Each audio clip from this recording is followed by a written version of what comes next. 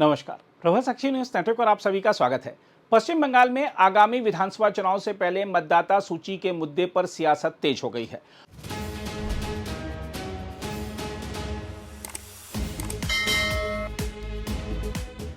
मुख्यमंत्री ममता बनर्जी ने मुख्य निर्वाचन आयुक्त ज्ञानेश कुमार पर तीखा हमला बोलते हुए उन्हें चेतावनी दी है कि वह अपनी सीमा से बाहर न जाएं। इसके जवाब में निर्वाचन आयोग ने कहा है कि राज्य में किसी भी पात्र मतदाता का नाम मतदाता सूची से नहीं हटाया जाएगा और आयोग का लक्ष्य स्वतंत्र, निष्पक्ष और शांतिपूर्ण चुनाव कराना है। कोलकाता के एस्प्लेनेड स्थित मेट्रो चैनल पर धरने के दौरान ममता बनर्जी ने मुख्य निर्वाचन आयुक्त पर कटाक्ष करते हुए कहा कि साहस होना अच्छी बात है, लेकिन दुस्साहस के गंभीर परिणाम हो सकते हैं। उन्होंने आरोप लगाया कि चुनाव तैयारियों की समीक्षा के लिए हुई बैठक में राज्य के अधिकारियों को धमकाया गया। ममता बनर्जी ने कहा कि उन्हें जानकारी मिली है कि बैठक में अधिकारियों को यह कहा गया कि अभी ही नहीं बल्कि मई के बाद भी उनके खिलाफ कार्रवाई की जा सकती है। उन्होंने तंज कसते हुए कहा कि पहले अपनी कुर्सी बचाइए, फिर बंगाल के अधिकारियों और लोगों को धमकाइए। मुख्यमंत्री ने मुख्य निर्वाचन आयुक्त पर व्यंग्य करते हुए यह भी कहा कि वह खुद को किसी काल्पनिक नायक की तरह समझ रहे हैं और ऐसे लोग लोकतंत्र को कमजोर करते हैं। कालीघाट मंदिर की उनकी यात्रा का जिक्र करते हुए ममता ने कहा कि मंदिर जाते समय कोई लगभग फिसल गया था। शायद यह संकेत है कि देवी मां भी वैध मतदाताओं के नाम हटाए जाने से खुश नहीं है। उन्होंने आरोप लगाया कि मतदाता सूची से बड़ी संख्या में लोगों के नाम हटाए गए हैं और इसमें हिंदू और मुस्लिम दोनों समुदायों के लोगों को प्रभावित किया गया है।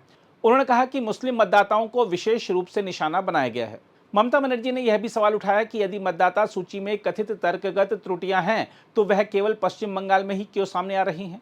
उन्होंने आरोप लगाया कि तकनीकी साधनों के प्रयोग से उपनामों में गलतियां पैदा की गई हैं। मुख्यमंत्री ने आरोप लगाया कि एक योजना के तहत पहले वास्तविक मतदाताओं के नाम सूची से हटाए जा रहे हैं और बाद में मतदान मशीनों में गड़बड़ी करने की कोशिश की जा सकती है। उन्होंने दावा किया कि मतगणना के दिन भी ऐसी रणनीति अपनाई जा सकती है जिससे जनता को गलत संदेश दिया जाए।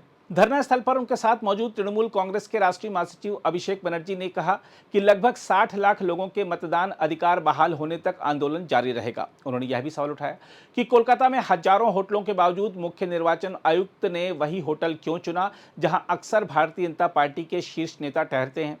उधर इन आरोपों के बीच आज कोलकाता में संवाददाता सम्मेलन में मुख्य निर्वाचन आयुक्त ज्ञानेश कुमार ने कहा कि पश्चिम बंगाल के लोग हमेशा शांतिपूर्ण और सहभागी लोकतंत्र में विश्वास करते रहे हैं। उन्होंने जोर देकर कहा कि आयोग का उद्देश्य राज्य में स्वतंत्र, निष्पक्ष और शांतिपूर्ण चुनाव कराना है और हर पात्र मतदाता को मतदान का अवसर मिलेगा। उन्होंने स्पष्ट किया कि किसी भी पात्र मतदाता का नाम मतदाता सूची से नहीं हटाया जाएगा। उन्होंने कहा कि मतदाता सूची का विशेष गहन पुनरीक्षण पूरे देश में संविधान के प्रावधानों के अनुसार किया जा रहा है। वेस्ट बंगाल के चुनावों की तैयारी की समीक्षा के लिए पूरा आयोग पिछले 2 दिन से पश्चिम बंगाल में है और चुनाव की हर तैयारियों के ऊपर चुनाव आयोग ने अपनी पूरी समीक्षा की है। आपसे मिलने से ठीक पहले चुनाव आयोग ने चुनाव के आधार स्तंभ बूथ लेवल ऑफिसर्स के साथ चर्चा की। नए वोटर्स को भी सांकेतिक तौर पर एपिक कार्ड्स दिए गए और इलेक्शन के आइकॉन के तौर पर भी इलेक्शंस के आइकॉन्स को सम्मानित किया गया। जैसा आप सबको पता है, the democracy runs very deep in West Bengal. Consistently, the voting percentages have been very high. The total electors in West Bengal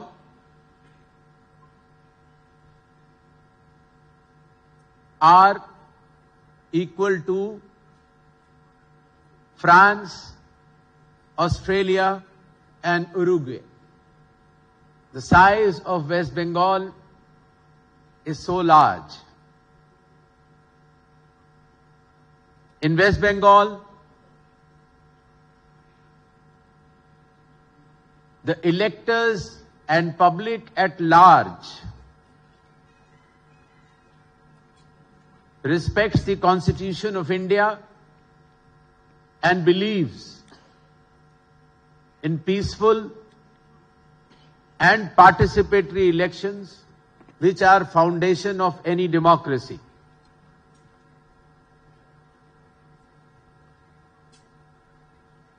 Our national song, Jan Gan Man Adhinayak Jai Hai, was composed in West Bengal by Rabindranath Tagore. Our national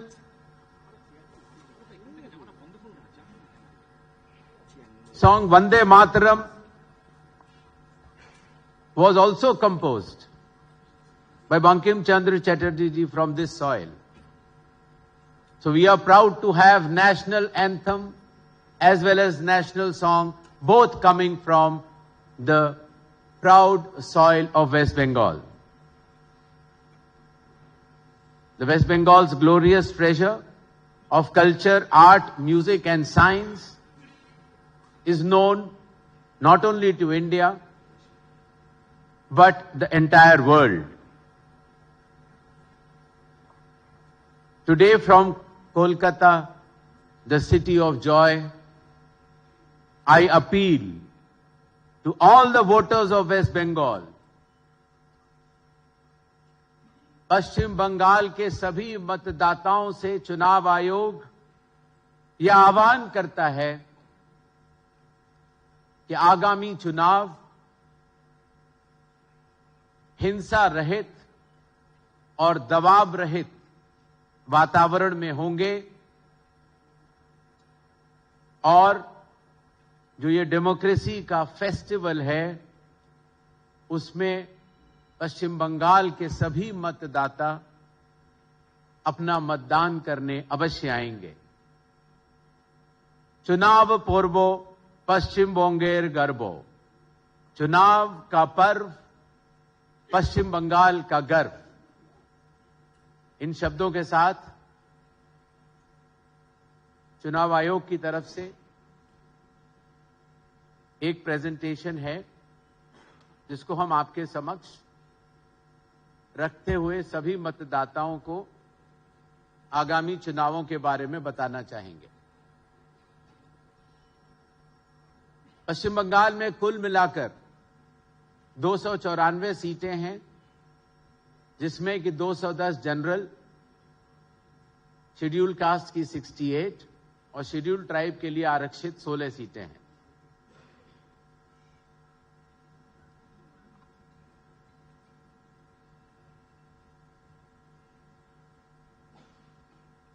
Bharat के 12 राज्यों में और पहले बिहार में लगभग 60 करोड़ मतदाताओं के revision की प्रक्रिया लगभग पूर्ण हो चुकी है। स्पेशल इंटेंसिव रिवीजन, जिसका एकमात्र उद्देश्य था pure electoral rolls are bedrock of democracy, कोई भी पात्र मतदाता छूटे ना, लेकिन उसके साथ साथ कोई भी इनएलिजिबल व्यक्ति मतदाता सूची में आ न पाए। No eligible person should be included. अभी हाल में ही जो 28 फरवरी को वेस्ट बंगाल की फाइनल इलेक्टोरल रोल निकली है, उसमें कुल मिलाकर 7 करोड़ 8 लाख नाम हैं और जिसमें कि अंडर एडजुडिकेशन वाले अगर हटाए जाते हैं तो 6 करोड़ 44 लाख 52 लाख 609 मतदाताओं की सूची उस नाम में पात्र मतदाताओं के रूप में है। पश्चिम बंगाल में 80,000 से भी अधिक पोलिंग स्टेशंस हैं, जिसमें से कि अधिकांश 61,000 रूरल एरियाज में हैं। आप सभी के माध्यम से मैं सभी मतदाताओं को बताना चाहता हूं कि हर पोलिंग स्टेशन में 100% वेबकास्टिंग होगी, जिसकी की सूक्ष्म निगरानी चुनाव आयोग के कर्मी करेंगे। वुमेन मैनेज्ड, महिलाओं द्वारा मैनेज्ड 10,000 से भी अधिक पोलिंग स्टेशंस होंगे और 634 मॉडल पोलिंग स्टेशंस भी होंगे।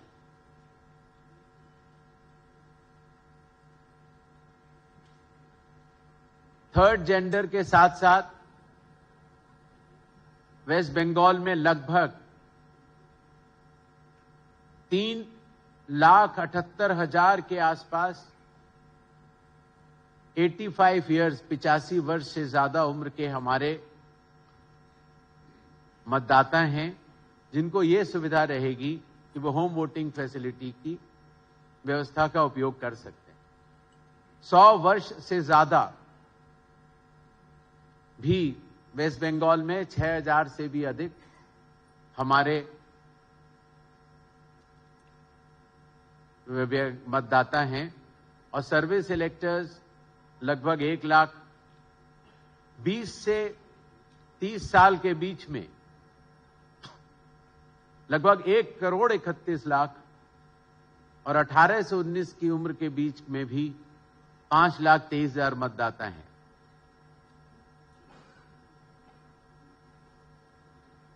The inclusive nature of elections to be conducted by Election Commission of India in West Bengal will focus on the youth. युवाओं की भागीदारी बढ़ाने के लिए हर विधानसभा क्षेत्र में dedicated assistant electoral registration officers होंगे, जो कि कॉलेजेस में कैंपेन करेंगे। नेक्स्ट। और हमारे बुजुर्ग और सम्मानित और दिव्यांग मतदाताओं के लिए वोटिंग की सुगमता बनाए रखने के लिए चुनाव आयोग हर पोलिंग स्टेशन को ग्राउंड फ्लोर पर बनाएगा। प्रॉपर रैंप्स विद ग्रेडियंट्स होंगे, व्हील चेयर्स की व्यवस्था होगी। व्हील चेयर्स को चलाने के लिए वॉलंटियर्स होंगे और अगर कई बार किसी एक बिल्डिंग में एक से ज्यादा पोलिंग स्टेशंस हों तो कौन से पोलिंग स्टेशन में जाना है उसकी गाइडेंस देने के लिए भी वॉलंटियर्स होंगे। सक्षम मॉड्यूल के तहत जो हमारे दिव्यांग भाई बहन हैं उनको प्रायोरिटी इन वोटिंग भी रहेगी और जो हमारे 85 ईयर्स से ज्यादा उम्र के मतदाता हैं उनके लिए ऑप्शनल होम वोटिंग की फैसिलिटी भी होगी। हर पोलिंग स्टेशन पर पीने के पानी की व्यवस्था होगी।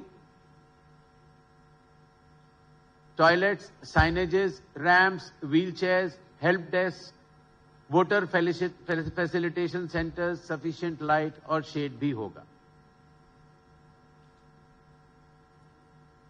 हाल ही में कमीशन ने पिछले 11 महीनों में कई सारे इनिशिएटिव्स लिए हैं और उनमें से कुछ मैं आपको बताना चाहूंगा। मोबाइल की डिपॉजिट फैसिलिटी पोलिंग स्टेशन के गेट के ठीक बाहर रहेगी, तो जब आप वोट डालने कमरे के अंदर जाना चाहें तो बाहर मोबाइल छोड़ सकते हैं और वोट देने के बाद बाहर आके अपना मोबाइल कलेक्ट कर सकते हैं। ईवीएम पर कैंडिडेट्स की कलर फोटो होगी, जिससे कि आपको अपने कैंडिडेट्स को चुनने में कोई भी दुविधा न हो। वोटिंग सुगम बनाने के लिए किसी भी पोलिंग स्टेशन पे भीड़ न हो, इसलिए किसी भी पोलिंग स्टेशन पे 1200 से अधिक मतदाता नहीं होंगे और कैंडिडेट बूथ्स 100 मीटर तक लगेंगे और हर मतदाता को हमारे बूथ लेवल ऑफिसर्स घर घर जाकर वोटर इंफॉर्मेशन स्लिप्स देंगे, जिसमें कि आपके बूथ का नाम सीधे तरफ कोने में बहुत बड़े और स्पष्ट रूप से अंकित होगा और एक तरह से वो आपको वोट डालने का न्योता भी होगा। चुनाव संबंधी सारे आंकड़े ईसीआई नेट, जो कि मोबाइल पर एक ऐप है, उसको डाउनलोड किया जा सकता है और सारे आंकड़े आपको इस पर मिलेंगे। पहले चुनाव आयोग की लगभग 40 डिफरेंट एप्लीकेशंस होती थी, वो अब सब इंटीग्रेटेड तौर पर ईसीआई नेट पर मौजूद हैं। हर पोलिंग स्टेशन पर, जैसे मैंने कहा, ट्रांसपेरेंसी के लिए और एफिशिएंट मैनेजमेंट के लिए 100% वेबकास्टिंग होगी और वोटिंग परसेंटेज हर 2 घंटे पर प्रिसाइडिंग ऑफिसर्स हर पोलिंग स्टेशन से इसी ईसीआई नेट के ऐप के जरिए से भरते चलेंगे, जिससे कि सभी को यह पता रहे कि कितनी पोलिंग परसेंटेज चल रही है। हर बूथ लेवल ऑफिसर को स्टैंडर्ड आईडी कार्ड दिए गए हैं और हर बूथ लेवल ऑफिसर, ईआरओ और एईआरओ के लिए एनहांस रिन्यूमरेशन भी कमीशन ने अप्रूव किया है। आशा है आप सबके पास ईसीआई नेट होगा, और नहीं है तो आज की प्रेस कॉन्फ्रेंस के बाद आपके जरिए सभी मतदाताओं से यह निवेदन रहेगा कि वो ईसीआई नेट ऐप डाउनलोड कर लें, जिसमें कि आपके पास कैंडिडेट से रिलेटेड सारे डिटेल्स, अपने एपिक कार्ड से रिलेटेड सारे डिटेल्स, आपका पोलिंग स्टेशन कहां पर है, आपके कैंडिडेट के एफिडेविट्स, आपके कैंडिडेट किस पार्टी के हैं, पोलिंग की प्रक्रिया कैसे चल रही है, कितनी परसेंटेज ऑफ वोटिंग है, और लास्ट में काउंटिंग के रिजल्ट्स भी आपको इसी एप्लीकेशन से देखने को मिलेंगे। इलेक्शन कंडक्ट करते समय भी चुनाव आयोग ने बहुत सारे नए फैसले लिए हैं, जिसमें कि पोस्टल बैलेट की काउंटिंग ईवीएम के 2 राउंड से पहले ही खत्म करनी होगी और इलेक्शन संबंधित सारे आंकड़े काउंटिंग के 72 घंटे के अंदर ईसीआई नेट के ऐप के जरिए या इलेक्शन कमीशन की वेबसाइट के जरिए सभी को ट्रांसपेरेंट तरीके से उपलब्ध होंगे। जब पोलिंग होती है और समाप्त होती है तो उस समय पोलिंग एजेंट्स, जो कैंडिडेट के पोलिंग एजेंट्स होते हैं, उनको एक फॉर्म 17C प्रिसाइडिंग ऑफिसर प्रदान करते हैं, जिसमें कि यह बताया जाता है कि उस बूथ में कितने वोट पड़े। जब ईवीएम की काउंटिंग होती है तो अगर दोनों का मिलान सुगम रूप से बढ़ता चला तो ठीक है, अगर मिलान में कोई भी गड़बड़ है तो ईवीएम की पूरी वीवीपैट की काउंटिंग की जाएगी काउंटिंग एजेंट के सामने। यही नहीं, काउंटिंग होने के बाद आने वाले 7 दिनों के अंदर प्रिस्क्राइब्ड फी के तहत अगर कोई भी लूजिंग कैंडिडेट ये चाहे कि ईवीएम की उसको जांच करनी है तो वो सुविधा भी उपलब्ध रहेगी। इतनी बड़ी व्यवस्था चलाने के लिए चुनाव आयोग ने कैपेसिटी बिल्डिंग और ट्रेनिंग फॉर एक्सीलेंस के लिए बहुत जोर दिया है। अभी जिन बीएलओ से हम मिलकर आए थे, उसमें से कई बीएलओ को दिल्ली में बुलाकर ट्रेनिंग दी गई। पॉलिटिकल पार्टीज के बूथ लेवल एजेंट्स को भी ट्रेनिंग दी जाती है। कलेक्टर्स, एसडीएम्स, ईआरओज, पुलिस ऑफिशियल्स, सबको एक बार नहीं कई बार ट्रेनिंग दी गई, क्योंकि इतनी बड़ी व्यवस्था में चुनाव सुव्यवस्थित और ट्रांसपेरेंट तरीके से हो। पॉलिटिकल पार्टी से भी कमीशन ने काफी प्रोएक्टिव तरीके से एंगेजमेंट किया है। यही नहीं, काउंटिंग होने के बाद आने वाले 7 दिनों के अंदर प्रिस्क्राइब्ड फी के तहत अगर कोई भी लूजिंग कैंडिडेट ये चाहे कि ईवीएम की उसको जांच करनी है तो वो सुविधा भी उपलब्ध रहेगी। इतनी बड़ी व्यवस्था चलाने के लिए चुनाव आयोग ने कैपेसिटी बिल्डिंग और ट्रेनिंग फॉर एक्सीलेंस के लिए बहुत जोर दिया है। अभी जिन बीएलओ से हम मिलकर आए थे, उसमें से कई बीएलओ को दिल्ली में बुलाकर ट्रेनिंग दी गई।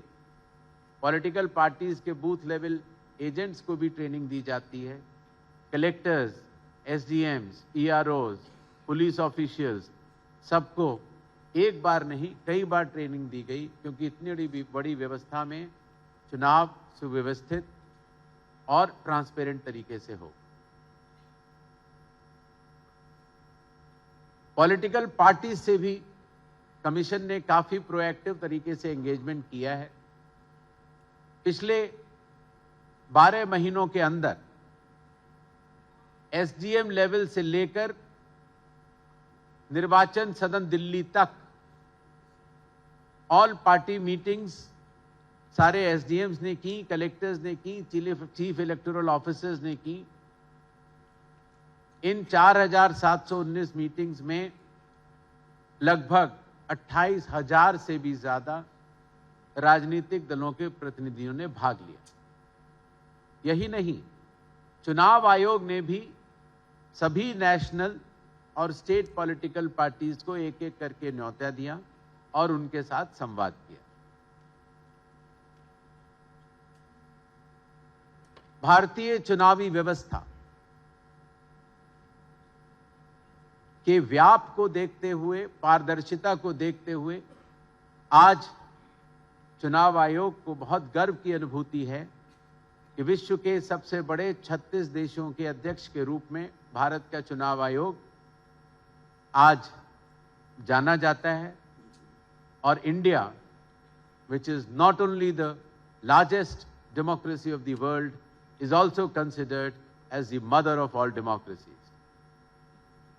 हाल ही में चुनाव आयोग ने इंटरनेशनल कॉन्फ्रेंस की जिसमें 70 से भी अधिक देशों ने भाग लिया और ये उसकी फोटोग्राफ है।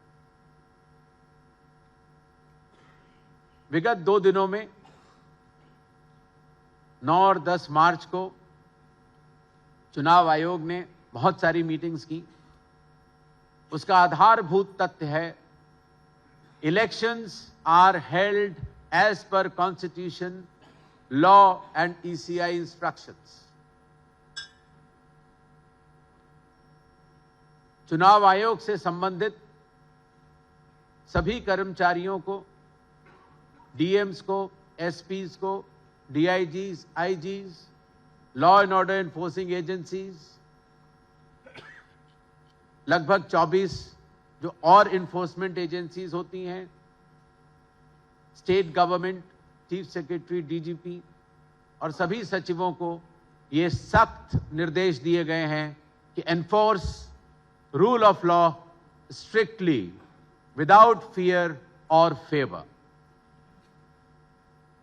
मतदाताओं के लिए पोलिंग एक फेस्टिवल के रूप में रहे और पोलिंग स्टेशन पर उनके स्वागत की उनको फीलिंग आए, इसके लिए भी सारे निर्देश दिए गए हैं।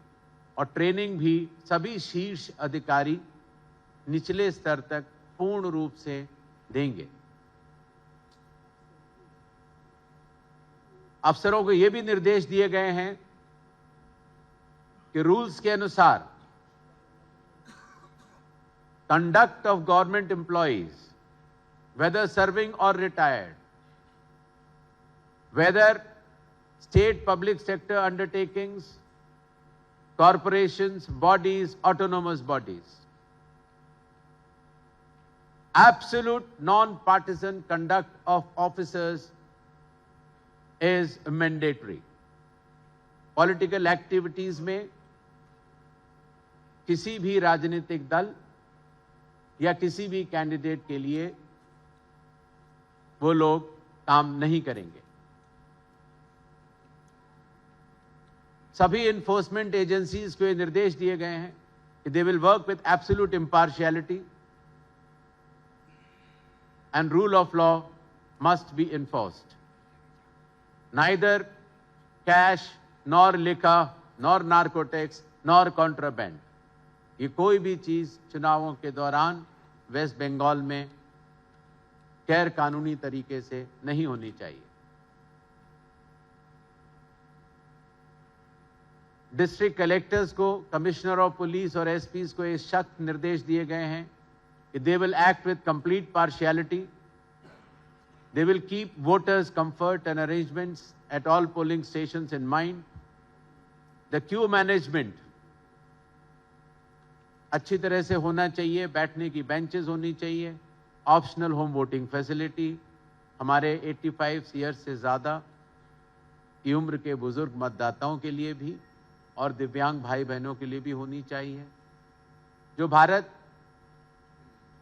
के विभिन्न राज्यों से आने वाले सेंट्रल ऑब्जर्वर्स, उनके डिटेल्स, उनके फ़ोन नंबर सारे जनता को बताए जाने चाहिए, जिससे कि कोई भी राजनीतिक दल अगर कोई भी शिकायत करना चाहे तो वो कर सकता है। और सोशल मीडिया पर होने वाली कोई भी फेक न्यूज़ के ऊपर सख्त से सख्त और त्वरित से त्वरित कार्रवाई की जानी चाहिए। अगर आप भी लेना चाहते हैं देश दुनिया की तमाम जानकारी तो आज ही सब्सक्राइब करें हमारे चैनल को। साथ ही नीचे दिए बेल आइकन को जरूर दबाएं ताकि हर अपडेट आप तक पहुंच सके।